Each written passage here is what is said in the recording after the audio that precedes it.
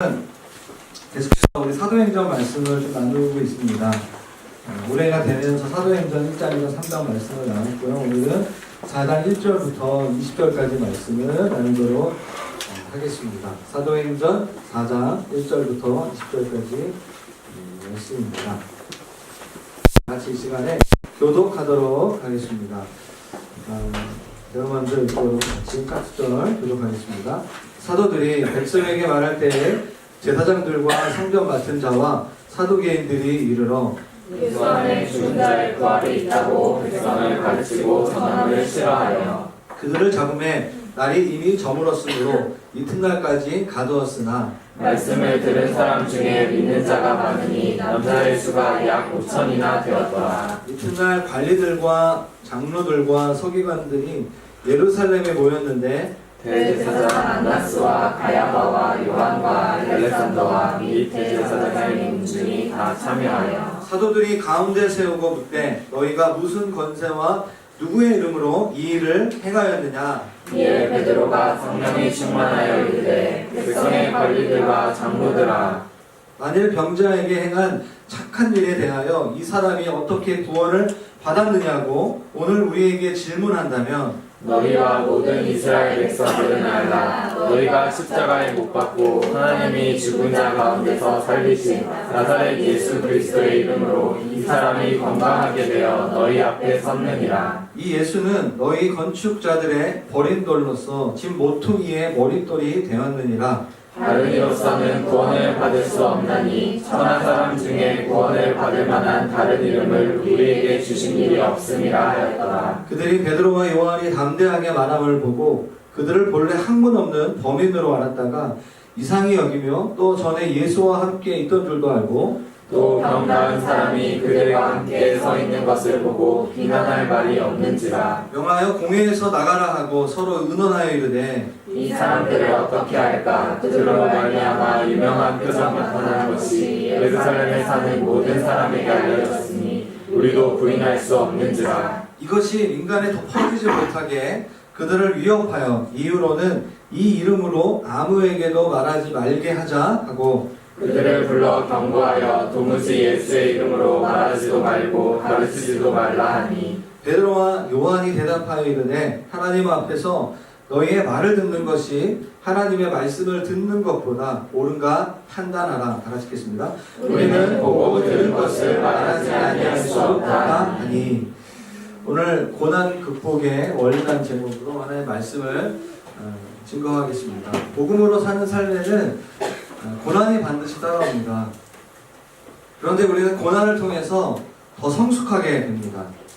고난을 통해서 하나님의 뜻을 깨닫게 되고 하나님을 더 의지하게 됩니다. 그래서 고난을 많이 받은 사람들에게 나타나는 특징 중에 하나는 바로 겸손입니다.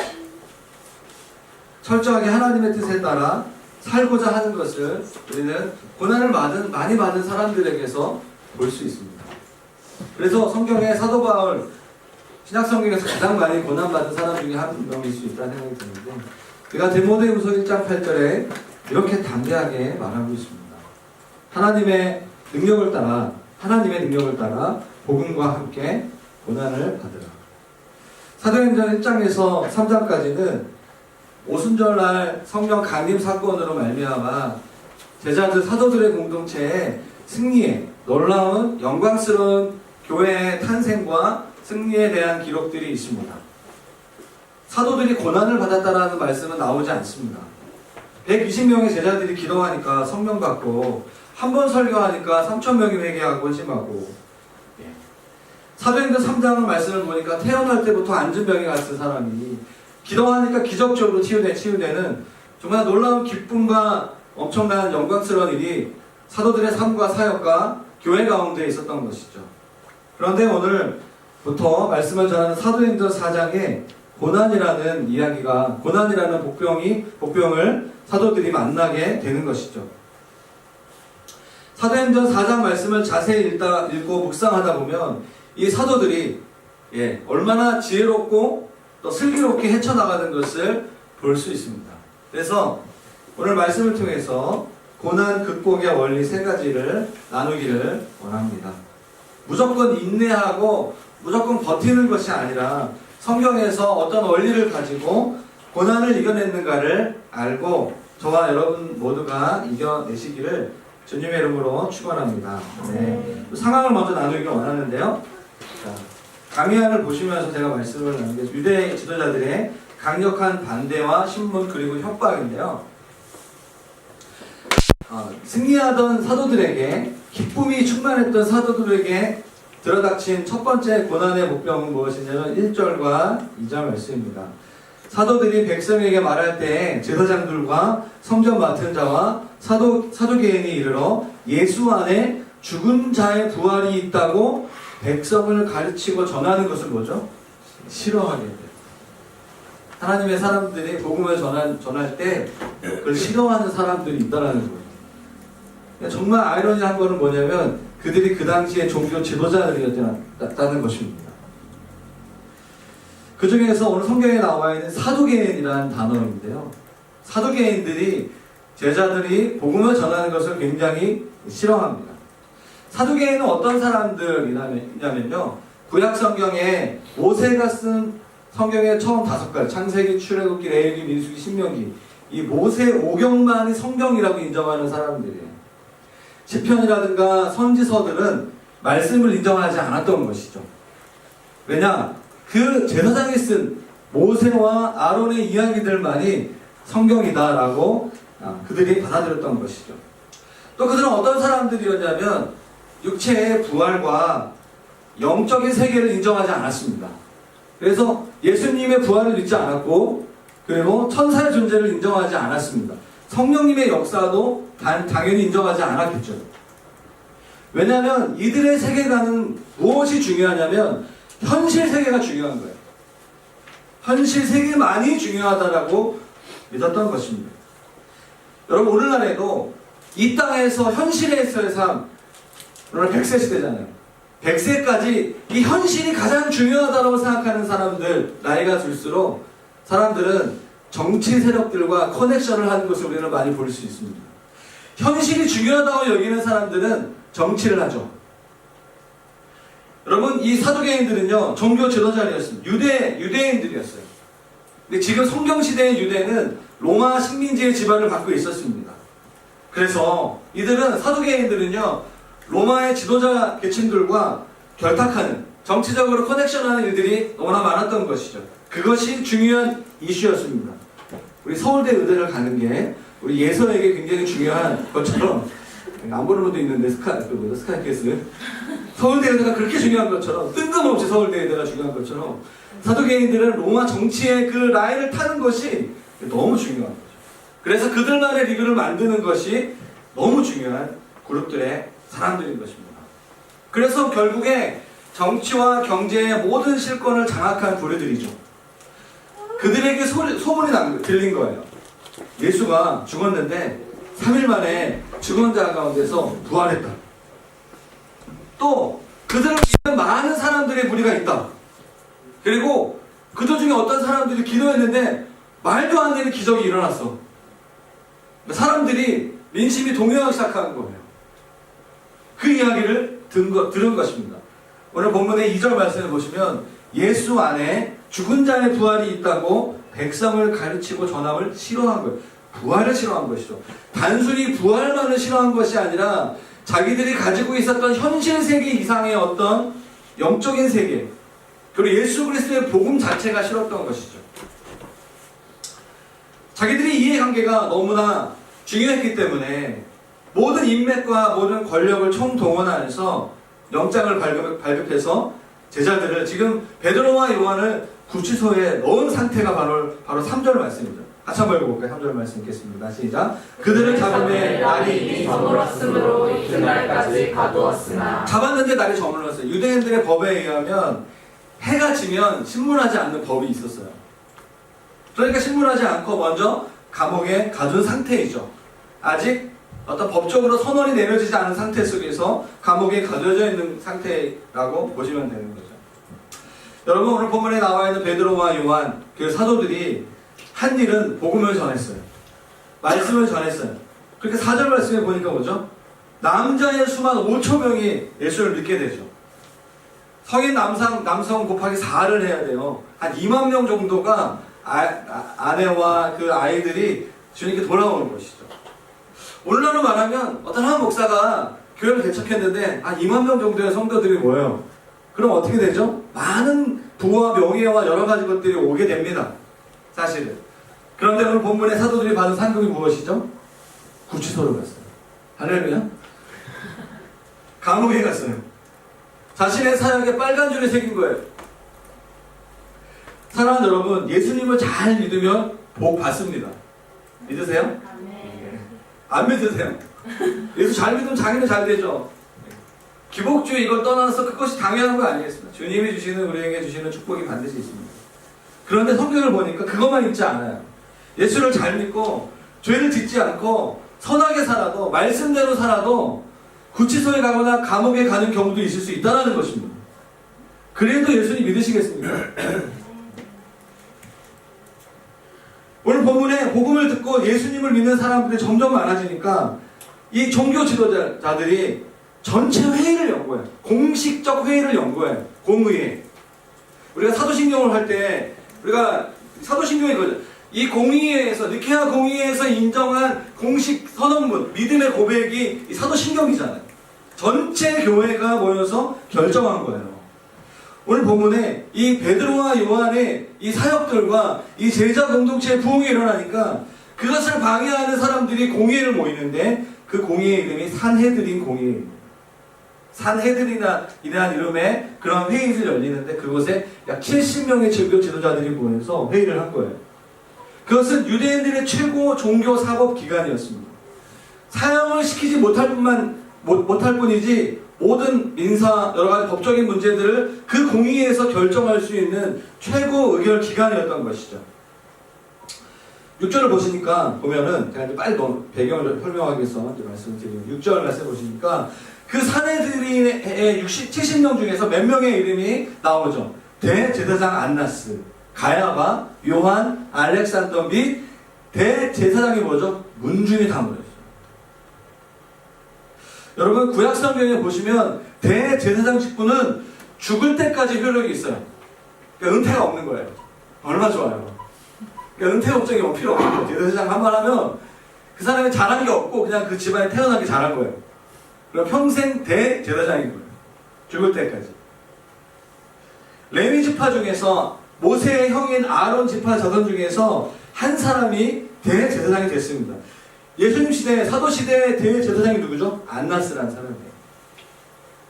그리고 가야바 등 핵심 권력들이 이 자리에 모이기 시작한 것이죠. 근데 보니까 오늘 본문에 보니까 문중이 다 모였어요. 문중이 뭐죠? 직계 가족들이에요. 일가 친척들이 다 모인 거예요. 이해관계가 모인 가족들, 패밀리들이 다 모인 거죠. 오늘날에만 그런 게 아니에요. 오늘날에만 대기업들 사장들이 다 일가 친척들이 다 해먹는 것만 있는 게 아니라 성경 시대에도 그랬다는 거 우리가 알 수 있습니다. 너무 열받아 하지 마시고 세상이 그렇습니다. 하나님의 말씀을 따라가야 하는 거룩한 대제사장이 지금 예수님의 제자들을 구치소에 넣고 종교 막 운영하면서 감옥에 넣으려는 상황이 오늘 본문의 상황인 거예요. 로마 제국들과 양합하면서 권력의 핵심을 가졌던 그 그룹들이 자기가 죽으면 절대로 그 대제사장의 그 피가 다른 가문에 흘리면 안 되니까 자신의 모든 가문에 있는 사람들을 다 모아놓고 이 땅에서 잘 먹고 잘 살았던 그룹들을 오늘 산헤드린 공의회에 나와 있는 몇 명 빼고 우리 니고데모도 산헤드린 공의회 중에 한 명이었어요. 그는 구도자였습니다. 그런 사람 한두 명 빼고는 대부분 다 타락했던 것이죠. 근데 실제로 보면 7절 말씀을 보면 참 재밌는 장면이 나옵니다. 제가 봤을 때는 코미디거든요. 그 사람들이 직업이 뭐죠? 종교인들이에요. 종교 지도자들인데 이렇게 얘기하고 있어요. 자, 7절 말씀인데 중요한데 한번 읽어보겠습니다. 시작. 사도들을 가운데 세우고 그때 너희가 무슨 권세와 누구의 이름으로 일을 하느냐. 하나님의 이름이잖아요. 예수님의 이름으로 그 일을 한 거잖아요. 우리 다 알고 있는 사실. 근데 그들은 그걸 모르고 그걸 믿지 않고 질문을 하고 있는 상황인 것이죠. 여러분, 사내들의 공의가 어떤 상황인지 우리가 좀 이해할 필요가 있는데요. 법정을 생각하면 돼요. 제가 교회를 개척하고서 저희 그 전셋집이 경매에 넘어갔어요. 하나는 교육관을 하고 하나는 교회 그 예배당으로 계약을 했는데 저희 집을 팔아서 반반씩 했는데 저희 집에 경매에 넘어갔어요. 그게 이란 선교여행 가는 주간에 일어난 거예요. 선교여행 제일 긴장되는 게 그거거든요. 선교여행 가가지고 무슨 일이 터지면 막을 수가 없어요. 그래가지고 교회를 개척하고 그 등록하고 선교여행을 바로 가는 바람에 그 뭐죠? 등록하는 거 뭐죠? 이렇게 최소한의 그 전세금을 보호할 수 있는 것까지 받지 못하고 그래서 전세금 전액을 다 이렇게 날리게 됩니다. 그런 되게 안타까운 일이 저희 가족 가운데 있었어요. 지금은 웃으면서 얘기할 수 있지만 제 인생의 가장 재정적인 어려운 시간들이었던 거죠. 제가 그때 법원에 갔었습니다. 법원에 가서 그 얘기를 하는데 너무 제 삶이 너무 초라하고 너무 힘든 거예요. 저 자신에 대한 안타까운 마음과 왜 하필이면 선교여행 가가지고 그런 일이 일어나면서 시작해가지고 막 너무 힘든 거예요. 처음 개척하고 나서 한 달 됐을 때 일어난 일이에요. 2011년 1월달에. 저는 그때 그 법원에서의 분위기가 아직도 잊지 못해요. 지금 베드로와 요한은 지금 70명의 판사 앞에 있는 거예요. 우리가 알고 있는 법원은 변호사도 있잖아요. 변호사가 우리를 변호하죠. 성령님의 다른 이름이 변호사잖아요. 그분이 변호하시는 거 우리 눈에 보이지 않는 성령님 말고 70명의 사내들의 공의회가 다 판사가 되어서 우리를 심판하고 우리에게 있는 잘못들을 막 끄집어내고 법을 그 죄를 선언하려고 하는 그 분위기 속에 우리가 있다고 한번 생각해 보세요. 얼마나 힘들겠어요. 지금 베드로와 요한이 그 상황 가운데 있는 것이죠. 여러분, 오늘 본문에서 성령의 능력을 받고 기적도 일으키고 영적 상승을 경험하다가 제자들이 처음으로 고난을 받게 된 거예요. 복음서 말씀에는 여러 가지 좌충우돌하는 제자들이잖아요. 사도행전에 나와 있는 제자들은 사도들이에요. 하나님의 미션을 받은 예수님이 승천하시고 성령님과 함께 동행하고 있는 그 제자들의 삶과 사역 가운데 자기들이 잘못한 것도 아닌, 자기들이 막 무지해가지고 계약한 것도 아닌, 저처럼 어떻게 보면 그런 것이 아닌 복음을 전했고 많은 열매가 맺혔음에도 불구하고 그들이 감옥에 갇히는 상황인 거예요. 그게 바로 고난입니다. 성경에서 말하는 고난은 나의 어떤 부족함과 상관없이 하나님 뜻대로 하나님 말씀대로 순종하면서 사는데 얻게 되는 그런 어려움이라는 거예요. 믿습니까? 우리가 부족해서 하는 그 고난 말고 우리가 하나님 뜻대로 선한 예수 그리스도를 믿기 때문에 믿음의 길을 갈 때 없는 그 어려움들. 오늘 이 시간에 같은 시간에 각 다른 장소에서 드리는 전 세계의 3분의 2에 해당되는 그리스도인들이 그 고난 가운데 박해 가운데 예배를 드리고 있다면 여러분 어떻게 생각하시겠어요? 주일 예배를 편하게 드릴 수 없는 있는 곳이 3분의 1밖에 안 돼요. 70%의 성도들은 전 세계의 성도들은 예배 드리는 것 자체가 고난인 거예요. 핍박인 거예요.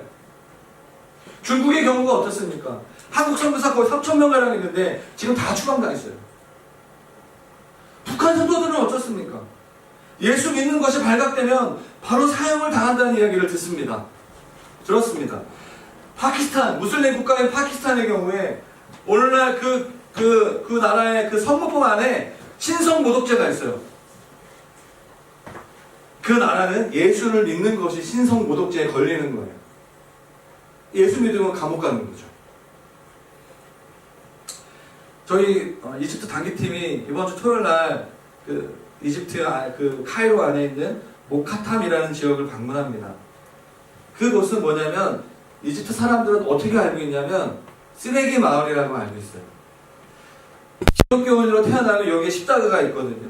예수님 시대부터 콥틱 이집트 전통 교회 역사 속에서 맥을 이렇게 이어오는 기독교인이 한 800만 명가량 된다고 해요. 근데 그들이 태어날 때부터 우리나라 주민등록증처럼 손에 문신이 새겨요. 딱 보면은 이 사람이 기독교인인 걸 아는 거예요. 공식, 공무원, 모든 직장에 취업할 수 없습니다.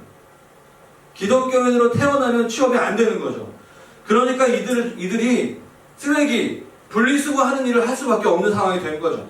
그래서 카이로 인구가 2천만 명이 넘는데 그 모든 도시에서 오는 쓰레기를 분리수거하고 정리하는 그 일들을 다 그리스도인들이 하는 거예요. 1950년대에 시몬이라는 사람이 기도하는 가운데 그 그룹의 영적 리더 중에 한 명이죠. 환상을 봐요. 하나님, 예수님께서 너희가 믿음이 있으면 이 산을 명하여 이쪽으로 옮기라 하면 못 옮기겠느냐? 이걸 이 사람이 믿음으로 취한 거예요. 그래서 우리가 이 쓰레기를 잘 재활용해서, 요즘에 재활용 사람 유명하게 하잖아요. 이 사람이 이제 그 하나님의 음성을 들었다고요.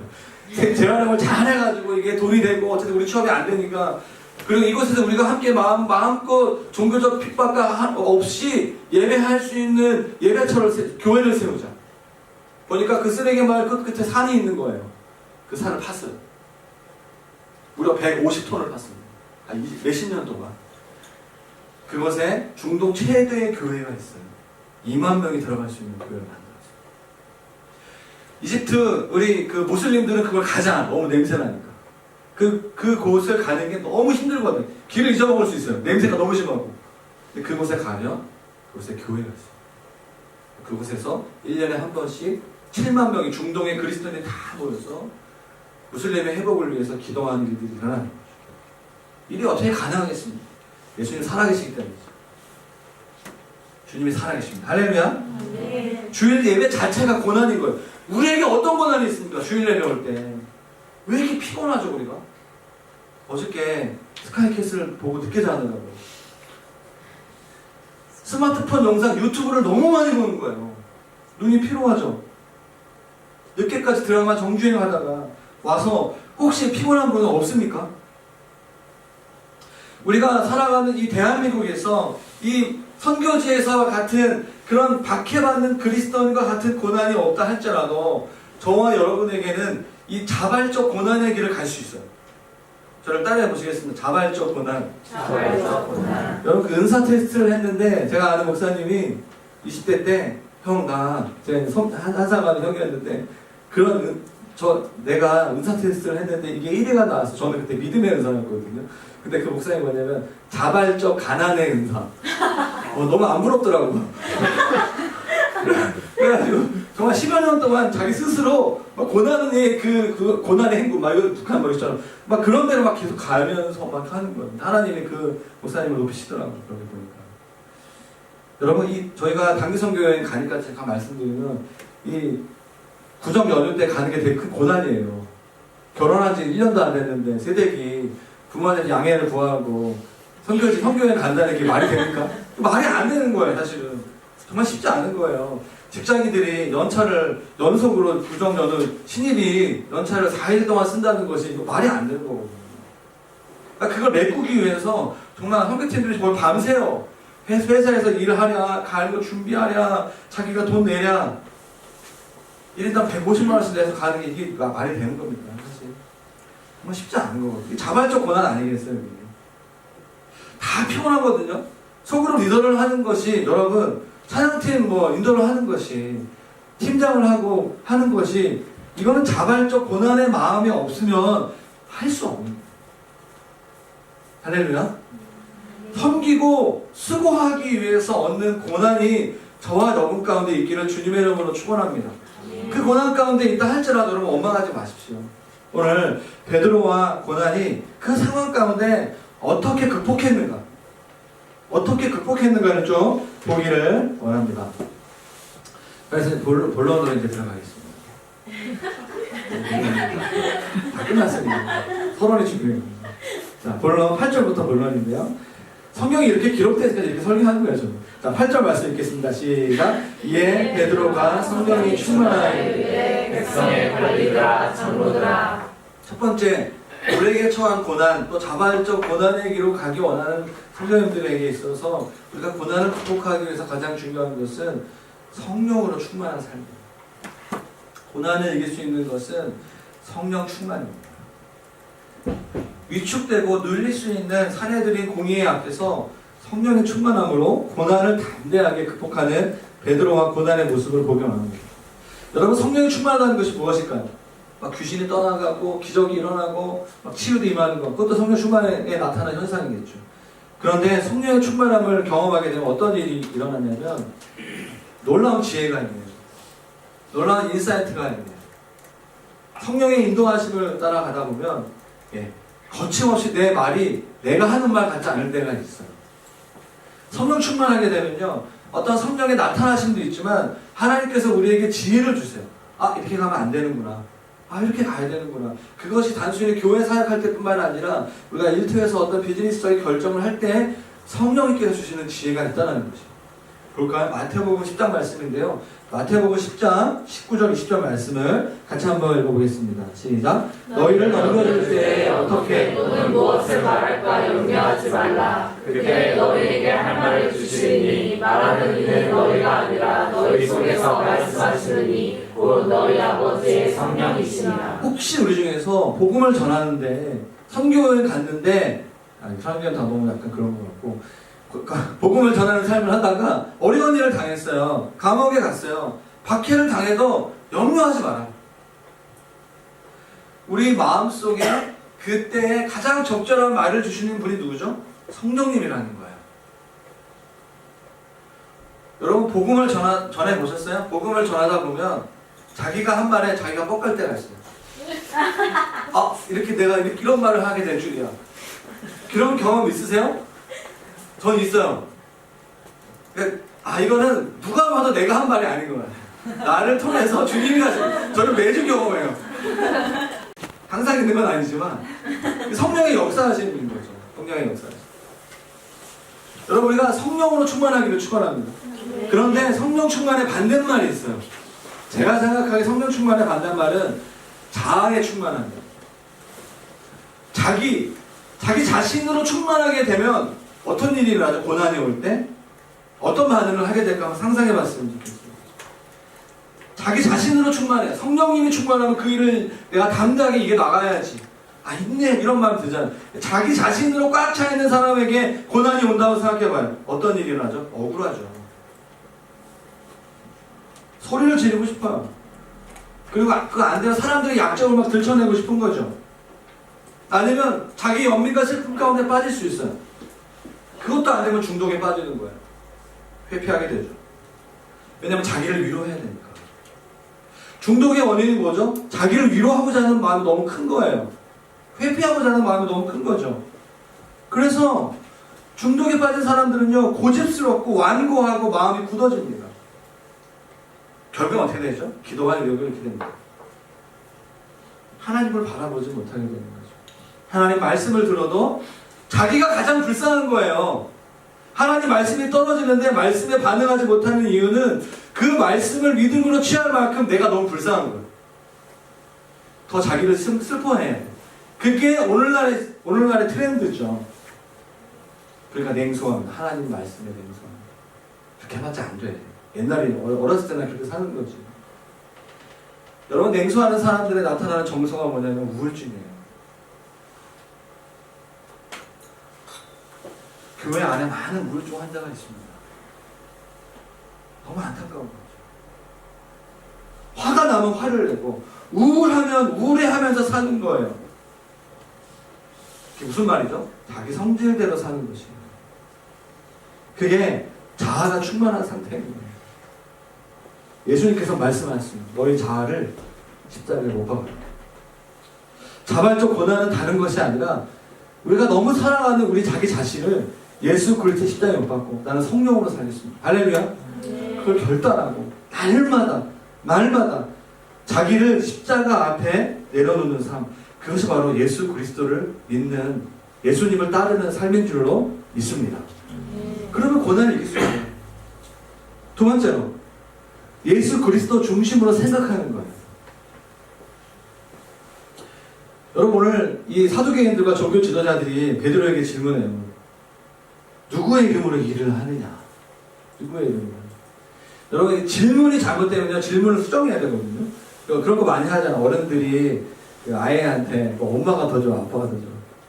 저도 되게 많이 했어요. 그러니까 이제 성형이랑 민주가 어렸을 때 아빠가 더 좋아, 엄마가 더 좋아. 제 마음은 뭐죠? 아빠가 더 좋아. 그거를 듣기 원하는 거거든요. 제 마음속에. 근데 그 어렸을 때는 꼭 반대로 얘기했어요. 내가 아빠가 더 좋아, 엄마가 더 좋아. 그러니까 저를 약 올리려고 그랬던 거예요. 근데 지금은요, 선생님이라도 좀 어떻게, 아빠 질문이 틀렸어. 왜 자꾸 엄마 아빠를 편을 놔두고 우리를 힘들게 해? 시험에 빠지고 질문이 틀렸어. 그러니까 많이 큰 거예요. 그런 질문을 하면 안 통하는 거죠. 여러분 이렇게 베드로가 지금 그런 거예요. 질문이 틀렸다고. 지금 누구의 이름으로 이 일을 행하느냐? 막 말해라! 이렇게 하는데 베드로가 9절 말씀. 질문을 수정하는 거예요. 세상이 우리에게 질문하죠. 야, 돈 없으면 못 살지 않냐? 그러면 맞아. 이렇게 대답하고 끝나는 것이 아니라 그게 아니라 돈이 무엇이냐? 그런 본질에 대한 질문을 변화시키는 그런 상황인 거죠. 자, 적절하냐 잘 모르겠지만 9절 말씀 볼까요? 같이 한번 읽겠습니다. 시작. 만일 병자에게 행한 착한 일에 대하여 이 사람이 어떻게 구원을 받았느냐고 오늘 우리에게 질문을 바꾸는 거예요. 만약 병자에게 행한 이 선한 일에 대해서 이 사람이 어떻게 구원을 받았는가라고 물어본다면 난 대답할 말 있다. 좀 이해돼서 어떤 상황인지. 그러면서 얘기하는, 그러면서 10절 말씀에 너희와 모든 이스라엘 백성들은 알라. 너희가 십자가에 못 박혀 하나님 죽은 자 가운데 살리신 나사렛 예수 그리스도 이름으로 이 사람이 건강하게 너희 앞에 섰느니라. 변증을 하고 있는 거고. 베드로와 요한은 철저하게 예수 그리스도 중심으로 설교하는 거죠. 간증하는 거죠. 내가 이곳에 선 가장 근본적인 이유는 예수님 때문입니다. 수많은 종교 지도자들 앞에서 결코 위축되지 않을 수 있는 그 힘이 바로 예수님으로부터 나온다는 거예요. 그 마음의 중심에 누가 있죠? 예수 그리스도. 예수 그리스도가 자기에게 어떤 분인지 11절과 12절에 고백합니다. 11절 말씀을 읽어볼까요? 시작. 이 예수는 너희 건축자들의 버린 돌로서 집 모퉁이의 머릿돌이 되느니라. 여러분 우리가 집을 세운다면 튼튼하게 기초를 세워야 되잖아요. 그 기초, 파운데이션. 그 집을 완전하게 잘 세워야 되죠. 나의 모든 사역과 나의 모든 신앙과 직장생활의 가장 기초가 예수 그리스도이시다. 그 고백을 하는 거예요. 너희가 소중히 여기지 않았지만 나는 너무 소중하다. 너희가 그 예수를 버렸지만 나에게 있어서는 나의 모든 힘의 근원은 바로 예수님입니다. 그러면서 12절에 이렇게 선언하는 것이죠. 다시 한번 보겠습니다. 시작. 다른 이로서는 구원을 받을 수 없으니 선한 사람 중에 구원을 받을 만한 다른 이름을 우리에게 주신 일이 없으리라 선언합니다. 믿습니까 여러분? 이 고백을 믿습니까? 오직 예수 그리스도의 이름으로 구원을 받는 다른 방법은 없습니다. 철저하게 예수 그리스도 중심으로 생각하고 있는 거죠. 사실은 다원주의 사회 속에서 이 믿음을 갖는다는 것은 쉽진 않아요. 그러나 성경이 우리에게 말하기 때문에 그 믿음이 고난을 극복하게 하는 힘을 주는 것이죠. 그 믿음이 자발적인 고난의 자리로 우리를 나아가게 하는 것입니다. 믿음이 있기 때문에 나아가는 거예요. 사실은 자발적 가난의 은사와 믿음의 은사는 같이 가는 거예요. 내가 믿음이 있기 때문에 자발적으로 선교지로 가는 것이고 직장 선교사로 가는 것이고 하나님 나라의 사역을 하는 거 아니겠습니까? 그것이 바로 선교를 하는 궁극적인 이유가 되는 것입니다. 왜 아프리카 오지에 가서 왜 무슬림 지역에 가서 복음을 전해야 되겠습니까? 이슬람 가장 많은 그 사람들이 부흥하고 있는 이슬람 교회 그 알라는 그들에게 두려움과 전쟁을 일으킬 뿐이지 그들을 구원하거나 그들에게 샬롬을 주지 않습니다. 선교의 궁극적인 목적은 바로 예수 그리스도를 전하려고 가는 것입니다. 예수 그리스도의 이름만이 우리에게 구원을 줄 수 있기 때문에 우리가 선교적인 삶을 살 수 있는 것이죠. 오늘 베드로가 고난이 올 때 예수 그리스도 중심성으로 고난을 이겨나간 것입니다. 여러분 우리의 삶에 영적인 침체가 올 때 어떤 생각을 하죠? 다 이제 끝났다. 제가 아까 간증했을 때 저희 가족 가운데 가장 재정적으로 어려웠을 때 경매에 저희 집에 전 재산의 한 50% 정도가 하루아침에 사라져 갔을 때 망했다는 마음이 들더라고요. 아 정말 대책이 없다. 그런데 우리의 생각과 마음 안에 예수 그리스도가 계시다면 우리는 우리 자신에게 이렇게 말할 수 있습니다. 나는 끝났지만 내 안에 대안이 있는데 바로 예수님이시다. 여러분 인생 가운데 아무리 생각해봐도 대안은 예수님밖에 없다고 느낄 때 있지 않습니까? 그런 경험 있지 않으세요? 저는 너무 많아요. 목회하면서 많이 경험했어요.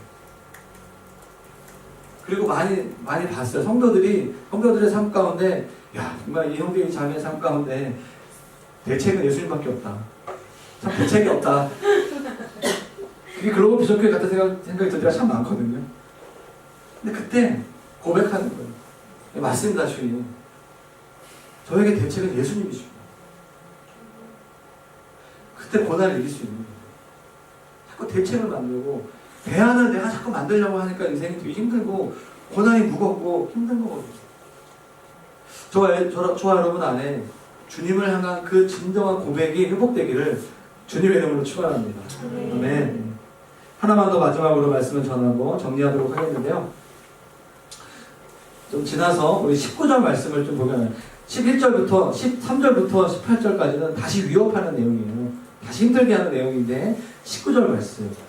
그들이 그 사내들의 공의원들이 막 회의하면서 어떻게 하면 이들을 위협하고 다시는 말하지 못하게 하고 다시는 복음 전하지 못하게 할까 하면서 그들에게 경고하는 내용 18절 말씀인데요. 19절 말씀에 베드로와 요한이 대답하죠. 같이 한번 읽어보겠습니다. 19절 말씀 시작. 너희들 말을 듣는 것이 옳은가 하나님 말을 듣는 것이 옳은지 너희들이 분별해보라. 도무지 말을 하지 말라. 복음을 전하지 말라고 하니까 너희 말을 듣는 것이 맞냐? 아니면 우리의 주인이신 하나님의 말씀을 듣는 것이 맞냐? 분별해봐. 아주 멋진 말 아니에요? 정말 멋진 말인 것 같습니다. 히브리서 13장 6절 말씀에 이렇게 얘기하고 있습니다. 그러므로 우리가 담대히 말하되 주는 나를 돕는 이시니 내가 무서워하지 아니하겠노라. 사람이 내게 어찌하냐? 사람이 내게 어떻게 하냐? 어쩌면 사람이 가장 무서워요. 저는 귀신보다 사람이 무섭더라고요. 예, 귀신 하나도 안 무섭더라고요, 요즘에. 옛날에 좀 무서웠는데, 뭐, 산악부한테 귀신 보면 되게 무섭고 막 그랬는데, 지금은 하나도 안 무섭더라고요. 사람이 그렇게 무섭더라고요. 죄인인 우리가 너무 무서워요. 하나님을 믿고 예수 그리스도를 믿으면요, 사람이 다 어떻게 하지 않아요. 배후에 역사하시는 하나님이 보기 시작합니다. 사람이 어찌하겠다. 나는 주님을 의지하겠다. 이것이 고난을 이기는 방법이에요. 두려움에 덫에 걸리게 되면 고난을 이길 수 없습니다. 고난을 향해 선포하고 물리쳐야 합니다. 나를 어떻게 할 수 없다는 거예요. 이 직장 생활 가운데, 이 상황 가운데 누구도 나를 어떻게 할 수 없다는 거예요. 나는 주님을 의지합니다. 나는 주님을 바라봅니다. 그것이 무슨 삶이냐? 저는 그것이 20절 말씀이라고 생각해요. 자, 20절 말씀으로 한 주간 동안 많이 묵상했으면 좋겠는데 같이 한번 읽어보겠습니다. 시작. 우리는 모든 들은 것을 말하지 아니할 수 없다니.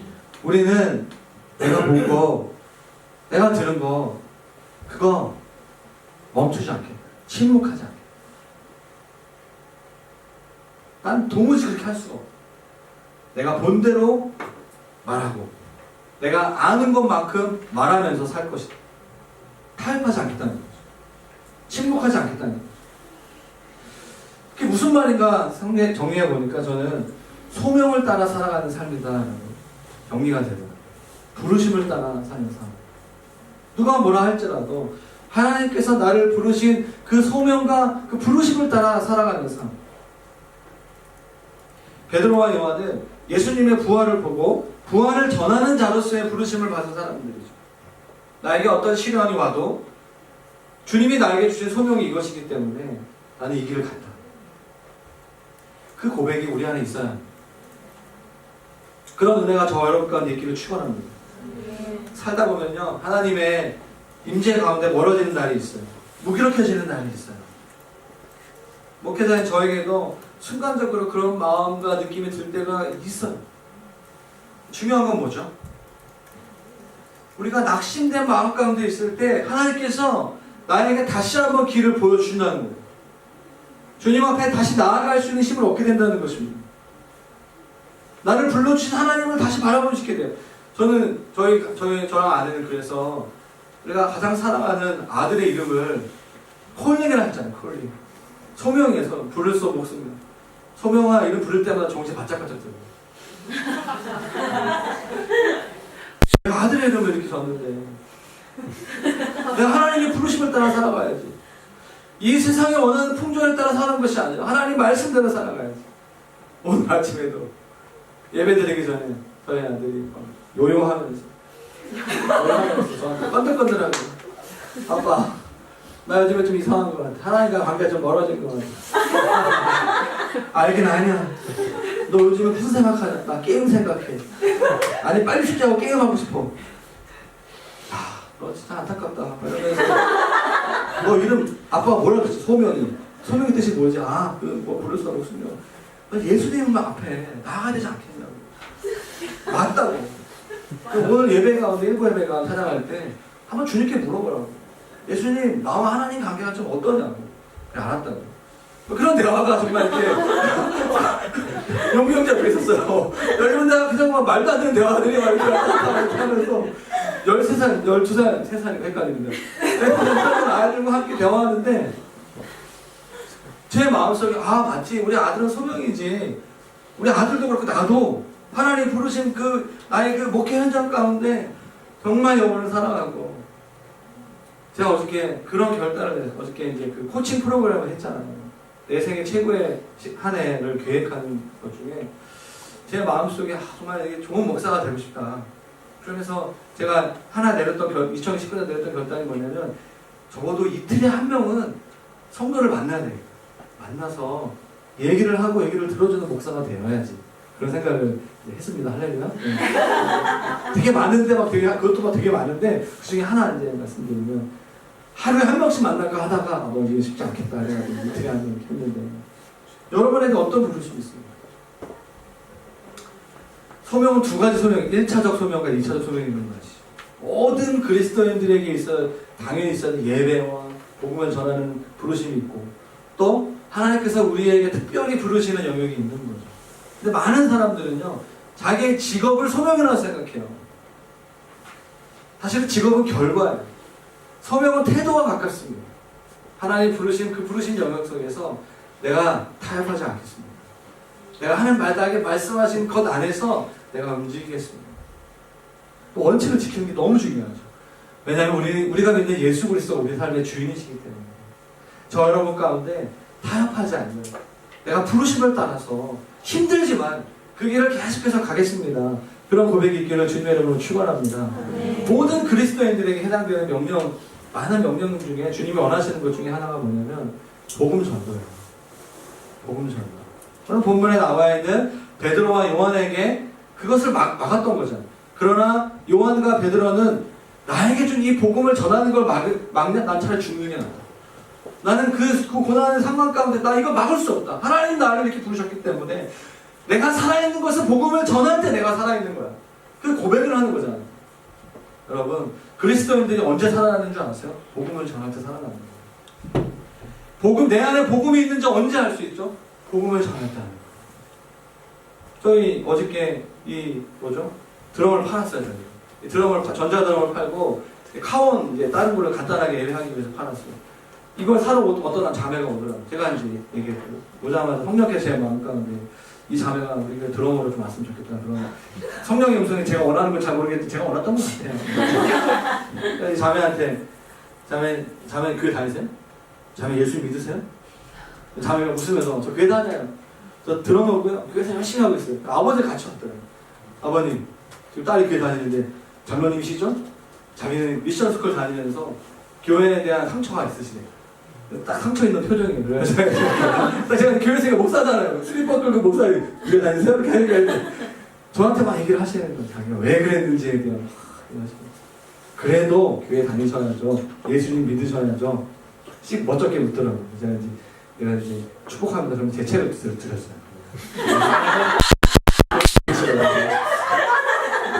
재밌는 게 뭔지 아세요? 이렇게 책을 읽고 감동이 됐다고 문자가 왔어요.